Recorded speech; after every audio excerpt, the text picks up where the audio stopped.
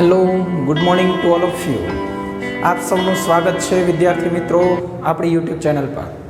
મિત્રો, આપણે 11મા ધોરણમાં ચેપ્ટર નંબર 4 સમતલમાં ગતિ એમાં એક ખૂબ જ અગત્યનો ટોપિક આપણે આજના લેક્ચરમાં કવર કરવાના છીએ, નિયમિત વર્તુળમય ગતિ.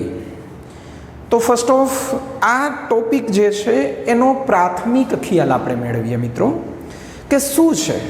તો કે નિયમિતનો અર્થ શું?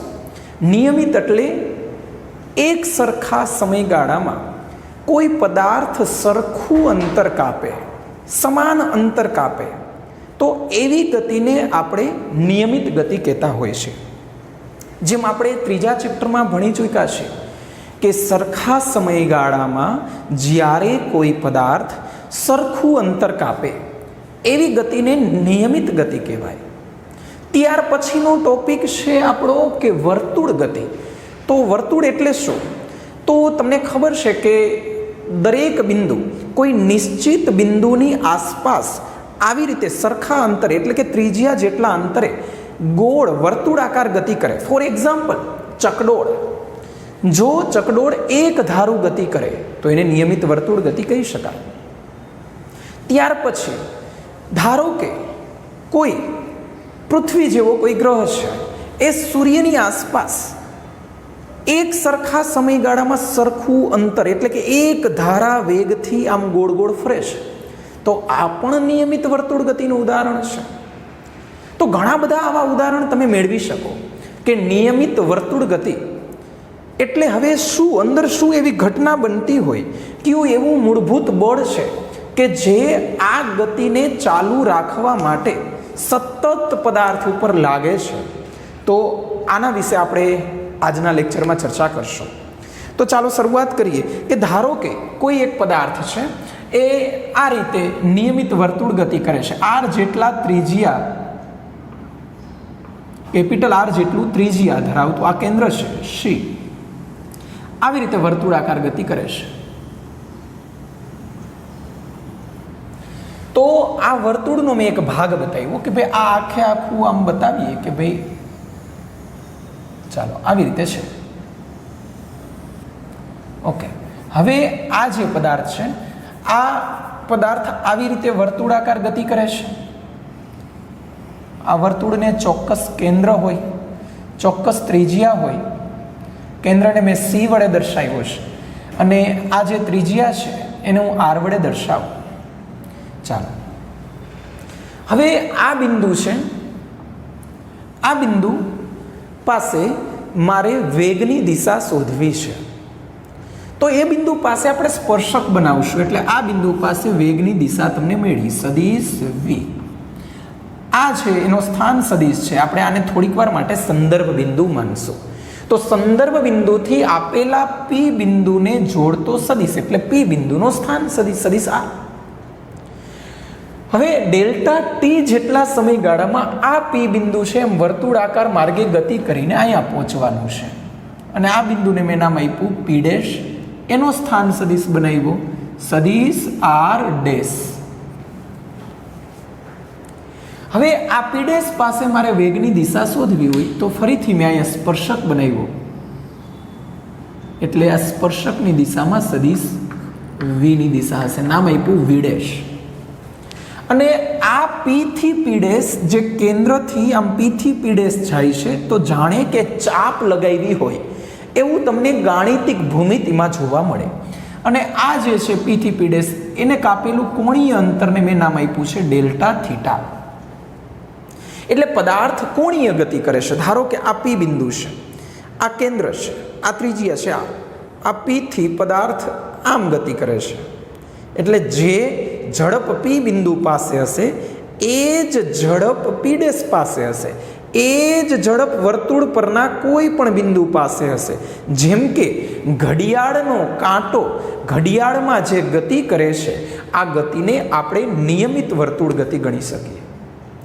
હવે આ ગતિમાં વેગ અચળ નથી મિત્રો, પરંતુ ઝડપનું મૂલ્ય અચળ ગણી શકાય. કારણ કે ઝડપ એ અદિશ રાશિ છે એટલે એને માત્ર મૂલ્ય હશે. જ્યારે વેગ સદિશ રાશિ છે એને મૂલ્ય ઉપરાંત દિશા પણ હશે.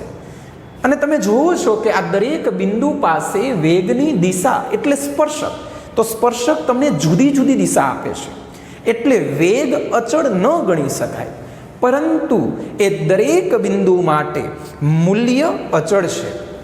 એટલે નિયમિત વર્તુળ ગતિ જે છે એનો પહેલો પોઈન્ટ કે દરેક બિંદુ પાસે ઝડપનું મૂલ્ય અચળ હશે.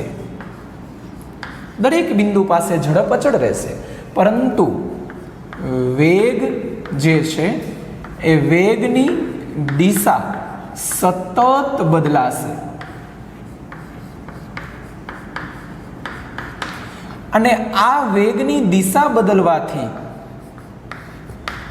પ્રવેગ ઉત્પન્ન થશે. તો કોઈ મિત્રો તમને પૂછે કે આવી ગતિ દરમિયાન પ્રવેગ ઉત્પન્ન થવાનું કારણ, તો વેગનું મૂલ્ય તો અચળ છે. વેગનું મૂલ્ય એટલે ઝડપ. વેગનું મૂલ્ય અચળ છે, પરંતુ દરેક બિંદુ માટે એની દિશા જુદી જુદી છે. તો દિશા બદલવાથી પણ પ્રવેગ ઉત્પન્ન થાય છે. હવે આ જે પ્રવેગ છે એની આપણે ચર્ચા કરીએ કે ભાઈ આ જે છે સદિશ વી. ચાલો આ સદિશ વીને મેં અહીંયા બનાવ્યો છે. ધારો કે ચાલો અહીંયા એક સદિશ વી બનાવ્યો છે. આ વી અહીંયા ઉપાડીને મેં મૂકી દીધો છે. ચાલો આ સદિશ વી, આ બિંદુ પી છે, અહીંયા હું નામ આપીશ જી. આ વી છે. આવી જ રીતે આ જે વીડેશ છે એને અહીંયા મૂકી દો, એટલે વી થી અહીંયા વીડેશ. ચાલો આ વીડેશ છે, અને આ બે વચ્ચેનો ખૂણો ડેલ્ટા થીટા છે, તો આ બે વચ્ચેનો ખૂણો એ ડેલ્ટા થીટા છે મિત્રો. આને નામ આપ્યું જી, આને નામ આપ્યું છે મેં એચ, અને આને નામ આપ્યું છે આઈ. તો વિદ્યાર્થી મિત્રો કે વેગનો ફેરફાર શોધવો હોય તો મને એચ થી આઈ તરફ મળે. આ એચ થી આઈ તરફ આ મને મળશે ડેલ્ટા સદિશ વી. એટલે એચ આઈ જે છે એને નામ આપ્યું મેં ડેલ્ટા સદિશ વી. કઈ તરફ મળે છે મિત્રો? તો કે ડેલ્ટા સદિશ વી એચ થી આઈ તરફ, અને આમ લંબાવો તો આ કેન્દ્ર તરફ મળે છે. એટલે ડેલ્ટા સદિશ વી ની દિશા કેન્દ્ર તરફ મળે છે. વેગના ફેરફારની દિશા કેન્દ્ર તરફ મળી, તો પ્રવેગની દિશા પણ કેન્દ્ર તરફ મળે મિત્રો. કારણ કે પ્રવેગની દિશા એ વેગના ફેરફારની દિશામાં હોય, એટલે પ્રવેગ કેન્દ્ર તરફ હશે. એટલે પ્રવેગની દિશા તમને ખબર પડી ગઈ કે પ્રવેગ કેન્દ્ર તરફ હશે, અને આવા પ્રવેગને આપણે કહેશું કેન્દ્રગામી પ્રવેગ. સી તરફ હશે. હવે આ જે છે એને આપણે ત્રિકોણમિતિય બતાવી કે ભાઈ પી થી પી ડેશ સ્થાનાંતર મારે બતાવવું હોય તો પી થી પી ડેશ આ રીતે સ્થાનાંતર હશે, કે ત્રુટક રેખાથી બતાવીએ.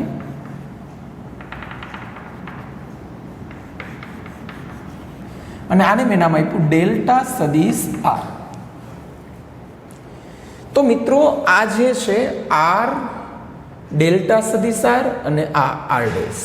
તો ડેલ્ટા સદિશ આર જે છે એ આ બેનો તફાવત કહી શકાય, કારણ કે આ સ્થાનાંતર સદિશ છે, અને સ્થાનાંતર સદિશ ડેલ્ટા સદિશ આર જે છે એના સ્થાને આપણે મૂકી શકીએ આર માઇનસ આર ડેશ. ચાલો મિત્રો, તો આ સ્થાનાંતર સદિશ મળ્યું.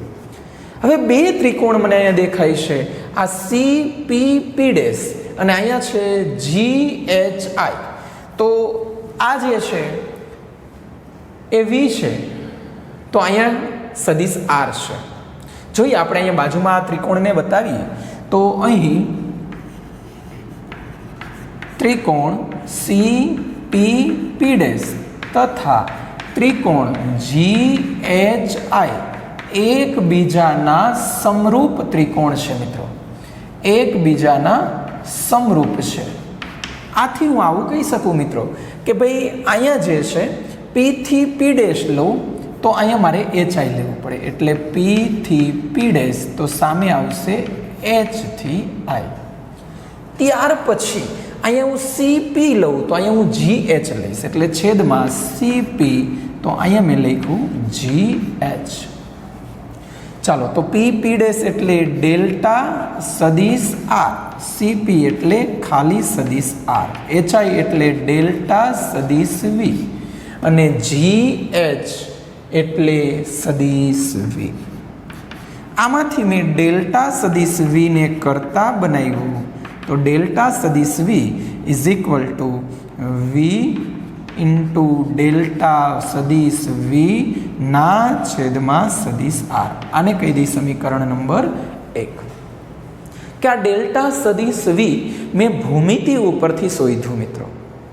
હવે આ જે છે ડેલ્ટા વી, હવે મારે પ્રવેગની વાત કરવી છે મિત્રો, તો અહીંયાથી શરૂઆત કરીએ કે હવે પ્રવેગ જે છે એ પ્રવેગ માટે તો તમને ખબર છે કે ભાઈ સરેરાશ પ્રવેગ સદિશ એ ઇઝ ઇક્વલ ટુ ડેલ્ટા સદિશ વી ના છેદમાં ડેલ્ટા ટી. આ ડેલ્ટા સદિશ વીની કિંમત અહીંયાથી મૂકી તો વી ઇન્ટુ ડેલ્ટા સદિશ વી ના છેદમાં અહીંયા સદિશ આર. હવે મારે મિત્રો અહીંયા જે છે આમાં ડેલ્ટા વી ને કરતા બનાવ્યો છે, સોરી અહીંયા ડેલ્ટા આર આવે. ચાલો ડેલ્ટા ઇન્ટુ સદિશ આર, આ ડેલ્ટા ટીના આ ડેલ્ટા ટી એટલે 1 ડેલ્ટા ટી. ફરીથી સમજાવું છું મિત્રો કે પ્રવેગ માટે તો સરેરાશ પ્રવેગ એટલે delta V by delta T. Delta વીની કિંમત અહીંયાથી ઉપાડીને મૂકી દીધી કે વી ઇન્ટુ ડેલ્ટા સદિશ આર ના છેદમાં સદિશ આર, ડેલ્ટા ટીના ડેલ્ટા ટી. હવે આને હું આ રીતે રજૂ કરી શકું મિત્રો, વી અપન સદિશ આર ઇન્ટુ ડેલ્ટા સદિશ આર ના છેદમાં ડેલ્ટા ટી. આ તમને સરેરાશ પ્રવેગ મેળવો. પણ જો મિત્રો મારે તત્કાલીન પ્રવેગ જોતો હોય તો તત્કાલીન પ્રવેગ માટે A is equal to limit delta T tends to 0 delta V upon delta T, આવું ગણી શકાય. તો અહીંયા તત્કાલીન પ્રવેગ મેળવવા માટે હવે મારે ગણતરી કરવી પડશે.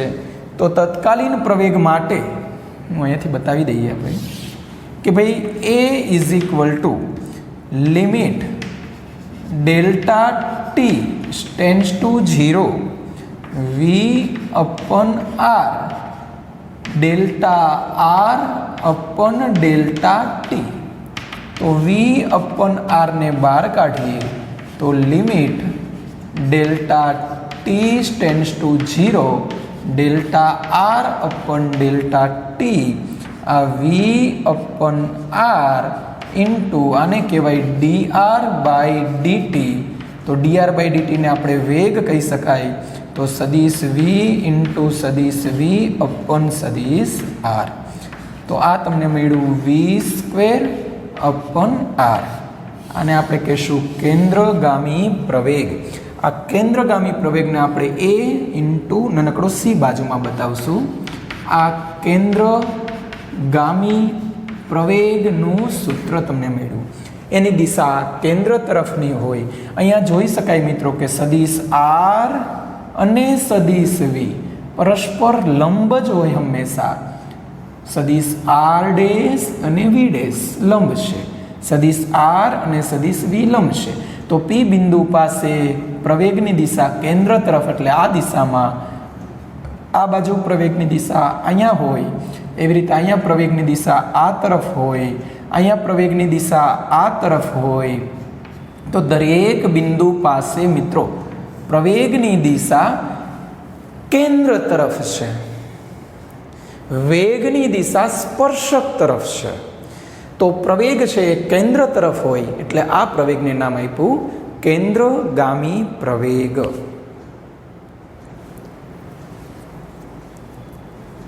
હવે મારે આ નિયમિત વર્તુળ ગતિ જે છે એને મારે ચાક ગતિ સાથેનો સંબંધ લઈ આવવો છે. તો સૌથી પહેલાં તો હું આના ઉપરથી બળની વાત કરી દઉં. કે ભાઈ અહીંયા જે બળ લાગે છે એ બળને આપણે કહીશું કેન્દ્રગામી બળ, અને આ કેન્દ્રગામી બળનું સૂત્ર આપણે આ રીતે મૂકી શકીએ, F = m × a. એસીનું સૂત્ર v²/r. આ કેન્દ્રગામી બળ શોધવાનું સૂત્ર મળે જે હંમેશા કેન્દ્ર તરફ હોય, કારણ કે બળ પણ સદિશ રાશિ છે. હવે આ જે છે એને ભ્રમણગતિ પણ કહી શકાય, કારણ કે ઘડિયાળના કાંટો જે છે એને આગળ જતાના એક ટોપિક તમારે આવશે ચાક ગતિ, એક નવું જ ચેપ્ટર. એમાં તમે સમજશો કે ભાઈ અહીંયા હું ભૂમિતિની રીતે સમજાવીશ, કારણ કે હજી ચાક ગતિ નથી ચાલ્યું તમારે મિત્રો. તો આ જે છે આ પી થી પી ડેશ જે અંતર કાપ્યું એ જે છે એ અંતર શોધવા માટે હું ત્રિકોણમિતિ વિચારું. ત્રિકોણ સી પી પી ડેશમાં ખૂણો = ચાપના છેદમાં ત્રિજ્યા. ચાપ એટલે મને મળી પી પી ડેશ ના છેદમાં ત્રિજ્યા છે આર. આ હું નામ આપી દઈશ કેપિટલ આર, કારણ કે આરનું મૂલ્ય, આર ડેશનું મૂલ્ય વર્તુળ ગતિ પરના કોઈ પણ બિંદુથી કેન્દ્ર સુધીના અંતરને ત્રિજ્યા કહેવાય, જે અચળ રહે એને મેં ત્રિજ્યાને ધારી લીધી કેપિટલ આર. તો આ જે પી પી ડેશ છે, આ પી થી પી ડેશ એને હું કહીશ આર × ડેલ્ટા થીટા. આ પી થી પી ડેશ આપણને મળ્યું, આ અંતર મળ્યું. ઓકે, હવે મારે ગણતરી કરવા માટે મેં વિચાર્યું કે મારે કોણીય ઝડપ શોધવી છે, અથવા તો ખાલી ઝડપ શોધવી છે. ચાલો તો ઝડપનું સૂત્ર મૂક્યું અંતરના છેદમાં સમય. તો અંતર એટલે પી પી ડેશ અને સમય ડેલ્ટા ટી. પી પી ડેશના સ્થાને મેં મૂક્યું આર × ડેલ્ટા થીટા. ડેલ્ટા ટીના ડેલ્ટા ટી, આરના આર. ડેલ્ટા થીટા પણ ડેલ્ટા ટીને આપણે કહેશું કોણીય વેગ. તો ઝડપને આપણે v કહેશું, તો v = r × ઓમેગા. આ જે છે જ્યાં બાજુમાં લખી નાખીએ, ઓમેગા એટલે ડેલ્ટા થીટા અપન ડેલ્ટા ટી. કોણીય ઝડપ એટલે કોણીય સ્થાનાંતરના છેદમાં સમયગાળો. તો v = r ઓમેગા મેળવ્યું મિત્રો. તો હવે આ v = r ઓમેગાની કિંમત અહીંયા મૂકીએ તો f of c = m × v². એટલે r² ઓમેગા² ના છેદમાં r કેન્સલ, ધેરફોર mr ઓમેગા². આ તમને કેન્દ્રગામી બળ અને કોણીય ઝડપ વચ્ચેનો સંબંધ મેળવો. તો આ સાથે મિત્રો અહીંયા આપણી આજની થિયરી પૂરી થાય છે. જે પણ ક્વેરી હોય મિત્રો એ આપણે લાઈવ લેક્ચર ગોઠવશું, એમાં પૂછી લેજો. બરોબર વ્યવસ્થિત અભ્યાસ કરજો. 4 માર્ક્સની થિયરી છે. હું ફરીથી એકવાર રિવિઝન કરાવું છું કે ભાઈ નિયમિત વર્તુળ ગતિ એટલે કે જ્યારે કોઈ પદાર્થ કોઈ નિશ્ચિત કેન્દ્રને અનુલક્ષીને એક સમાન ઝડપથી વર્તુળાકાર ગતિ કરે તો આવી ગતિને નિયમિત વર્તુળાકાર ગતિ કહે છે. આ ગતિ દરમિયાન પદાર્થની ઝડપ અચળ રહે છે, પરંતુ તેની દિશા પ્રત્યેક બિંદુ માટે સ્પર્શકની દિશામાં જુદી જુદી મળે છે. આથી વેગની દિશા જુદી જુદી હોવાથી પ્રવેગ ઉત્પન્ન થશે. ત્યાર પછી અહીંયા આકૃતિમાં પહોંચી જવાનું કે ભાઈ આકૃતિમાં દર્શાવ્યા મુજબ બિંદુ P પાસે વેગ સદિશ v છે, જ્યારે P' બિંદુ માટે વેગ સદિશ v' છે. આ બંને વેગના મૂલ્ય સમાન છે, પરંતુ દિશા જુદી જુદી હોવાથી પ્રવેગ મળશે. અહીં આકૃતિમાં સી પી પી' આની વાત કરીએ તો આ પી થી પી' છે સ્થાનાંતર ડેલ્ટા સદિશ આર આપે છે. આ છે કોણીય સ્થાનાંતર ડેલ્ટા થીટા છે. આનો પીનો સ્થાન સદિશ આર, પી' સ્થાન સદિશ આર' છે. એટલે પી થી પી' છે સ્થાનાંતર સદિશ મળે છે ડેલ્ટા સદિશ આર મળે છે. સી પી પી' એવું જ રીતે પીનો વેગ સદિશ મેં અહીંયા બતાવ્યું વેગ v, P' પાસે v' છે એટલે v'. તો આ બંનેનો તફાવત અહીંયાથી આને ત્રિકોણની રીત કહેવાય. ચાલો, આ વી થી વી ડેશ એટલે આ દિશામાં મને મળ્યો ડેલ્ટા સદિશ વી. આ દિશા મને વર્તુળના કેન્દ્ર તરફ લઈ જાય છે એટલે ડેલ્ટા સદિશ વીની દિશા કેન્દ્ર તરફ મળી. તો મિત્રો, જે દિશામાં વેગનો ફેરફાર હોય એ દિશામાં તમને પ્રવેગ મળે એટલે પ્રવેગની દિશા કેન્દ્ર તરફ મળે છે. આપણે સાબિત કર્યું અહીંયા કે ભાઈ આ જે છે ડેલ્ટા સદિશ વી એચ થી આઈ તરફ એટલે કેન્દ્ર તરફ. ત્યાર પછી મેં ભૂમિતિ વિચારી કે બે ત્રિકોણ સમરૂપ છે. મેં ડેલ્ટા સદિશ વીને કરતા બનાવ્યો, પછી પ્રવેગનું સૂત્ર મૂક્યું કે પ્રવેગ એટલે સરેરાશ પ્રવેગ પહેલાં સમજાવવાનું, એની કિંમત મૂકી દીધી. ત્યાર પછી તત્કાલીનની વાત કરવાની એટલે આ જે delta V by delta t છે અહીંયા delta r by delta t મળશે એટલે ડીઆર બાય ડીટી બની જશે. ડીઆર બાય ડીટી એટલે વેગ કહેવાય, જે આપણે અગાઉના ટોપિકમાં ભણી ચૂક્યા છે. એટલે વી ઇન્ટુ વી એટલે વી સ્ક્વેર અપન આર સદિશ નીકળી જશે એટલે કેન્દ્રગામી પ્રવેગનું મૂલ્ય વી સ્ક્વેર અપન આર મળે. હવે આ જે છે અહીંયા વીની જગ્યાએ આર ઓમેગા મૂકીને ગણીએ તો A C is equal to વીની જગ્યાએ આર ઓમેગા મૂકી દઈએ તો R square omega square, small આરની જગ્યાએ આર, તો મળ્યું તમને આર ઓમેગા સ્ક્વેર. આ કેન્દ્રગામી પ્રવેગનું આના ઉપરથી સૂત્ર મળશે એટલે કેન્દ્રગામી પ્રવેગ અહીંયા પૂરું થયું. ત્યાર પછી બળની મેં વાત કરી કે ભાઈ કેન્દ્રગામી બળ તો ફાધર બરાબર મધર, ન્યૂટનનું સૂત્ર એટલે એમ ઇન્ટુ એસીના સ્થાને વી સ્ક્વેર અપન આર. ત્રિકોણ સીપીપી ડેશમાં જોયું કે ભાઈ સીપીપી ડેશ, હવે આ જે છે આખી વર્તુળાકાર ગતિ તો એમાં ખૂણો બને છે, ખૂણો બરાબર ચાપ, ચાપ પીપી ડેશ કહેવાય. અહીંયાથી આમ જાય છે પી થી પી ડેશ, રેડી, આમ પી થી પી ડેશ આ રીતે જાય છે, આમ ફરે છે એટલે આ છે એ ચાપ કહેવાય. ચાપના છેદમાં ત્રિજ્યા, ખૂણો બરાબર ચાપના છેદમાં ત્રિજ્યા. ચાપ છે પીપી ડેશ, ત્રિજ્યા છે આર. પીપી ડેશને કરતા બનાવ્યું એટલે આર ઇન્ટુ ડેલ્ટા થીટા. અહીં કેપિટલ આર એ વર્તુળની ત્રિજ્યા છે. તો આ અંતર મળ્યું તો ઝડપનું સૂત્ર અંતરના છેદમાં સમય પીપી ડેશના છેદમાં ડેલ્ટા ટી, પીપી ડેશની જગ્યાએ આર ડેલ્ટા થીટા મૂક્યું. ડેલ્ટા થીટા અપન ડેલ્ટા ટી એને કહેવાય કોણીય વેગ. ચાલો મિત્રો, તો આ ખૂબ જ ઇમ્પોર્ટન્ટ થિયરી હતી. આ સાથે મિત્રો આપણે લેક્ચર અહીંયા પૂરો કરીએ. લેક્ચર કેવો લાગ્યો મિત્રો મને કમેન્ટ બોક્સમાં જણાવજો. જો લેક્ચર સારો લાગ્યો હોય તો તમારા બીજા વિદ્યાર્થી મિત્રોને લાઇક, શેર અને સબસ્ક્રાઈબ કરવાનું ભૂલતા નહીં. Okay, good bye. ફરી પાછા મળશું નવા વિડીયો સાથે.